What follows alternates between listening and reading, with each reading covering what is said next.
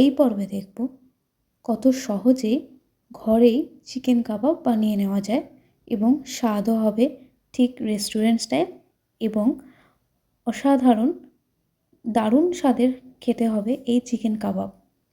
তা চিকেন কাবাব বানানো আজকের এই পর্বে দেখে নেওয়া যাক।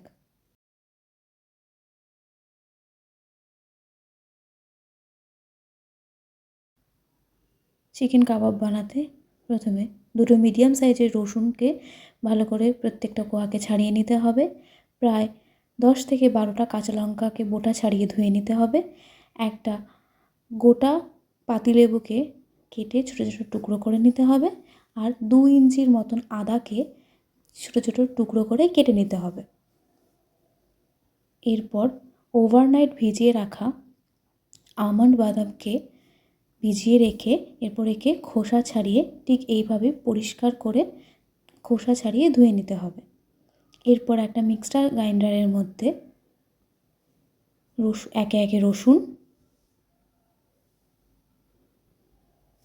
কাঁচা লঙ্কা, আদা,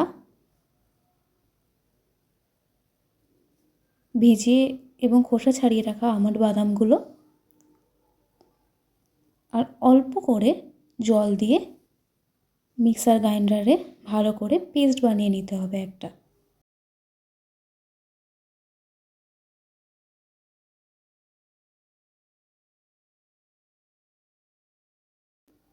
ঠিক এরকম একটা থিক পেস্ট তৈরি করে নিতে হবে।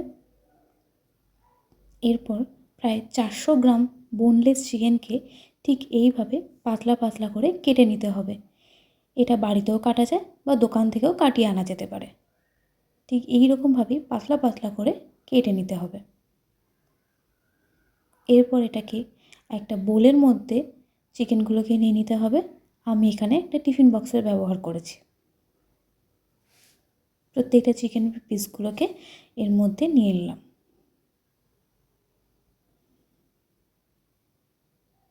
এরপর এতে জল ঝরানো টক দই দিয়ে দিলাম প্রায় 100 গ্রাম।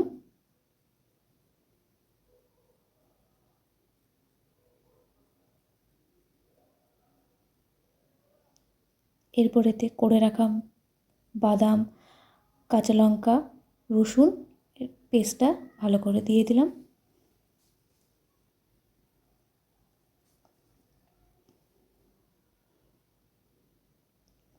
এরপর এতে 1 টেবিল স্পুন লবণ দিয়ে দিলাম আর এতে 1 টিস্পুন গোলমরিচের গুঁড়ো দিয়ে দিলাম। এবার কেটে রাখা ওই লেবুটার রসটা ভালো করে চিপে এর মধ্যে দিয়ে দিলাম।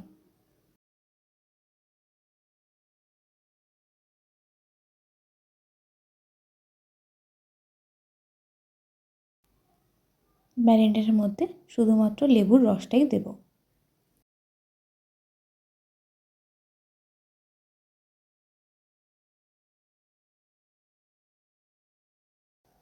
এরপর সব কিছুকে খুব ভালোভাবে মিশিয়ে নিলাম। এটা আমি স্পুনের সাহায্যে মিশিয়েছি। এটা চাইলে আপনারা হাতের সাহায্যেও মিশিয়ে নিতে পারেন।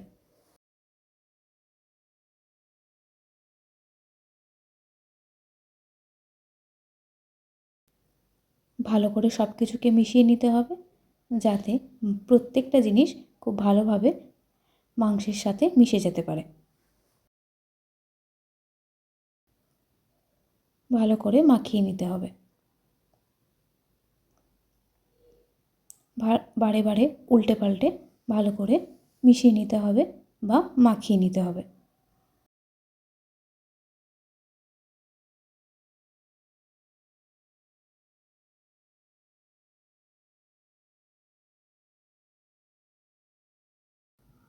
মাখিয়ে নেওয়া হয়ে গেলে ঢাকনা দিয়ে ঢেকে 6 থেকে 7 ঘন্টার জন্য রেখে দিতে হবে মিনিমাম। ম্যাক্সিমাম ওভারনাইটও রাখা যায়। ম্যারিনেট করা মাংসটাকে নর্মাল টেম্পারেচারে বা রুম টেম্পারেচারে রেখে দিতে হবে। 6 থেকে 7 ঘন্টা হয়ে গেলে এরপর ঢাকনাটাকে খুলে নিয়ে এই ম্যারিনেট করে রাখা মাংসের মধ্যে 2 টেবিল স্পুন কর্নফ্লাওয়ার দিয়ে দিতে হবে।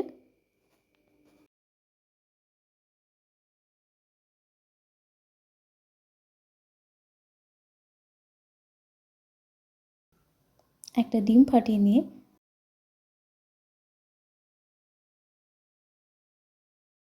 তার শুধুমাত্র সাদা অংশটাই এর মধ্যে দিয়ে দেব, হলুদ অংশটা কিন্তু দেওয়া যাবে না। আস্তে আস্তে করে হলুদ অংশটা ধরে রেখে সাদা অংশটা পুরোটাই দিয়ে দেব।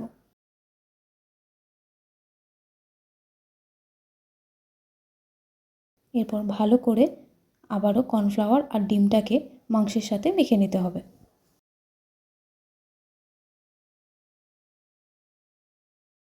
খুব ভালো করে প্রত্যেকটা জিনিসকে মাখিয়ে নিতে হবে যাতে সব কিছু মাংসের গায়ে মেখে যায়।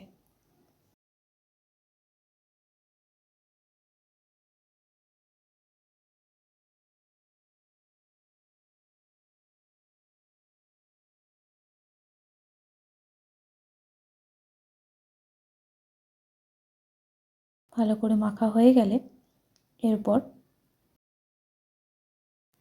কিছু উডেন স্টিকের মধ্যে মাংসগুলোকে লাগিয়ে নিতে হবে। তবে বলে রাখি, উডেন স্টিকগুলোকে প্রায় 1 থেকে 2 ঘন্টা জলের মধ্যে ভিজিয়ে রাখতে হবে। এর কারণ উডেন স্টিকগুলোর গা থেকে কাবাবটা যখন বের করব তখন এগুলো লেগে থাকবে না কাবাবটা। ঠিক এইভাবেই জিগজ্যাগ পদ্ধতিতে স্টিকের মধ্যে মাংসের পিসগুলোকে আটকে নিতে হবে।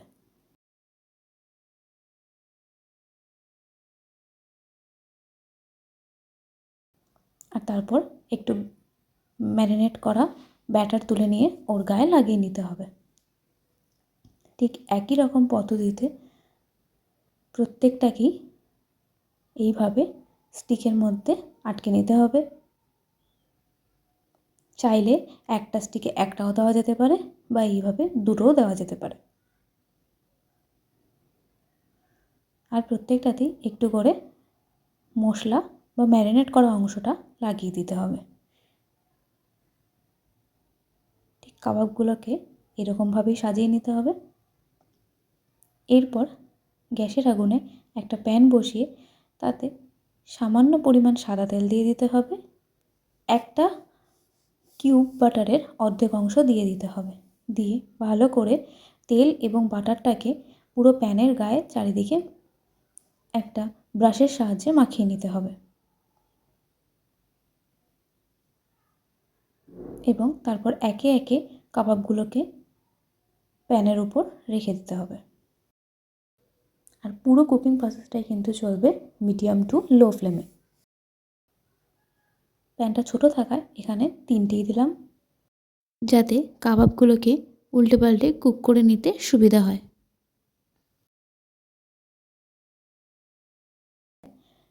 প্রত্যেকটা পিঠ 2 থেকে 3 মিনিট করে কুক করে নিতে হবে। আর পুরো কুকিং প্রসেসটাই মিডিয়াম টু লো ফ্লেমেই চলবে।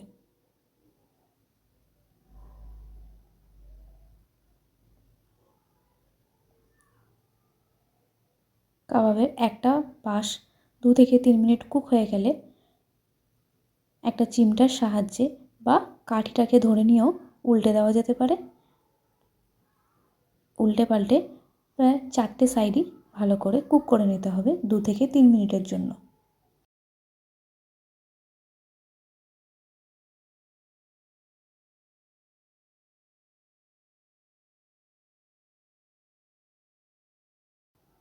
এরপর নিচে লেগে থাকা বাটারগুলোকে চাইলে কাবাবের গায়ে লাগিয়েও দেওয়া যেতে পারে বা ঘুরিয়ে ঘুরিয়ে মাখিয়ে কুক করতে গেলে ওটা আপনা আপনি লেগেও যেতে পারে।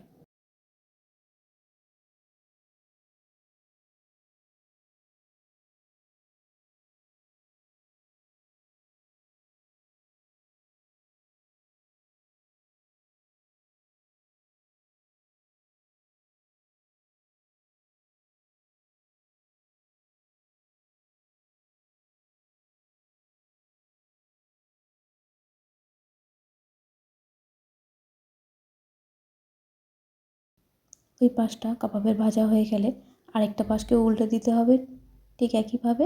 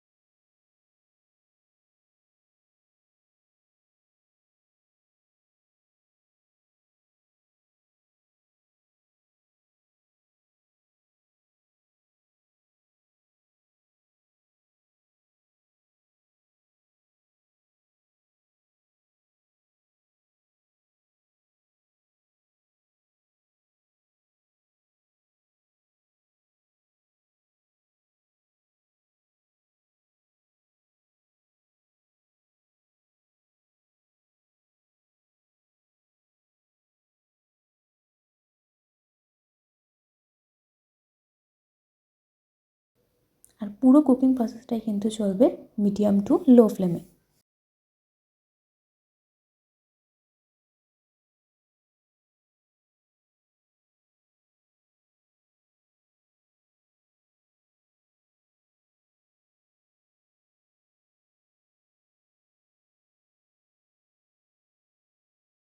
প্রত্যেকটা পাশ 2 থেকে 3 মিনিট করে কুক হয়ে গেলে এরপর প্রত্যেকটা কাবাবকে 5 থেকে 7 মিনিটের জন্য ভালো করে কুক করতে হবে ইচ সাইড, বা প্রত্যেকটা সাইডকে ভালোভাবে 5 থেকে 7 মিনিটের মতন করে কুক করে নিতে হবে।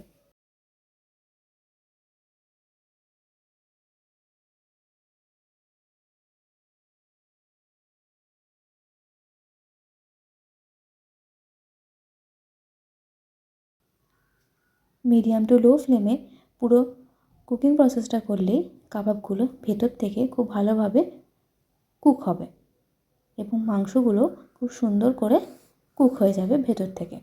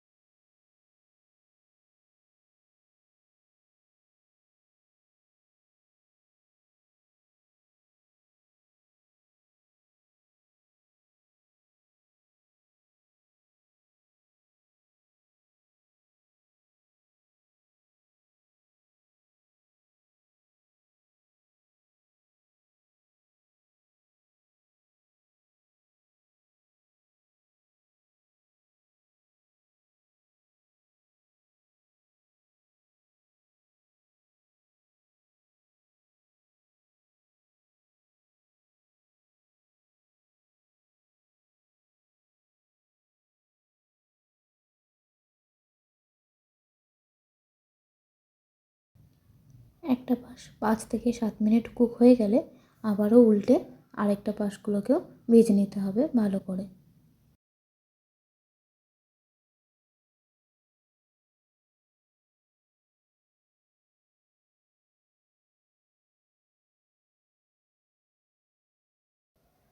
প্রত্যেকটা কাবাবকেই সেমভাবে এইভাবেই কুক করে নিতে হবে।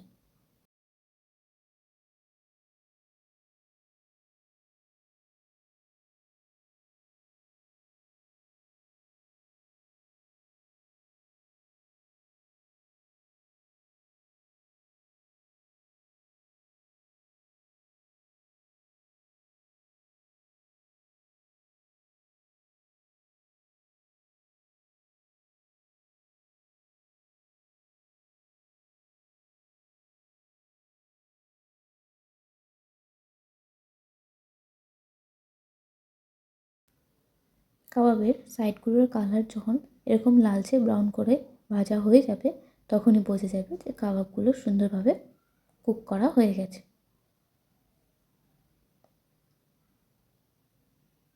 ঠিক কাবাবগুলোর রঙই এরকমভাবে লালচে ব্রাউন কালার চলে আসবে, তাহলেই বোঝা যাবে যে একটা সাইড ভালোভাবে কুক হয়েছে। ঠিক এই রকমভাবেই রেড টু ব্রাউন করে প্রত্যেকটা সাইড ভেজে নিতে হবে।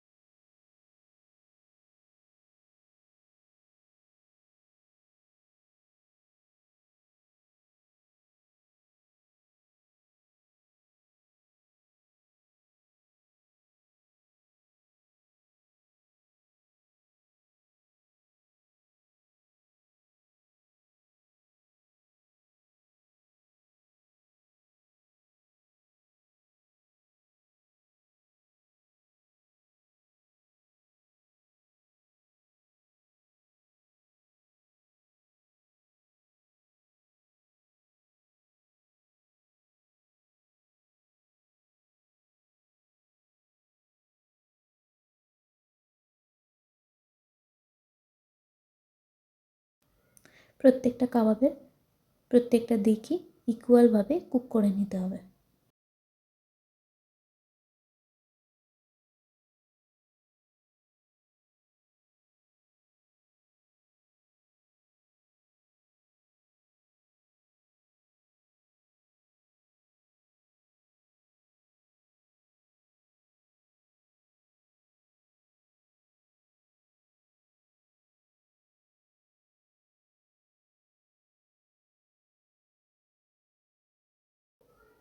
দেখুন কাবাবগুলো কুক হয়ে গিয়ে কি সুন্দর কালার নিয়ে নিয়েছে।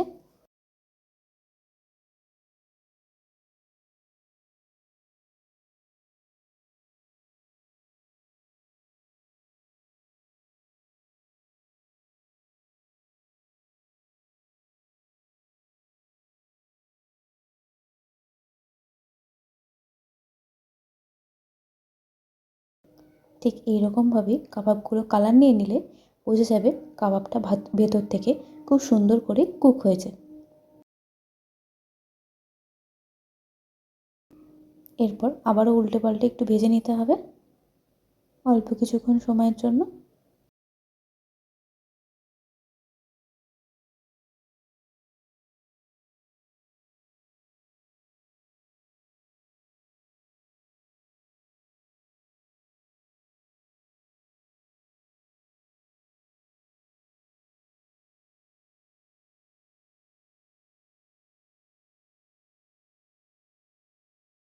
কাবাবটা ভালো করে কুক করা হয়ে গেছে। কাবাবগুলোকে একটা প্লেটের মধ্যে সার্ভ করে দেব।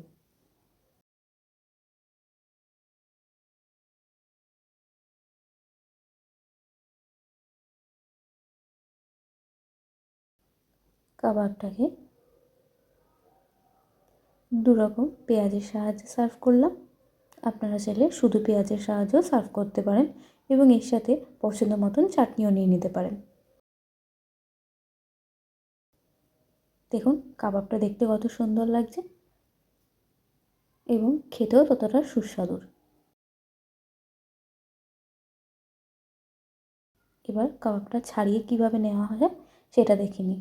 একটা কাঁটা চামচকে ওই উডেন স্টিকের মধ্যে ঢুকিয়ে দিয়ে হালকা করে চাপ দিয়ে উডেন স্টিকটাকে বের করে নিলে টেনে খুব সহজেই কাবাবটা বেরিয়ে আসে। আর একটা কাবাবও খুলে দেখিয়ে দিলাম। কাবাব রেডি টু সার্ভ।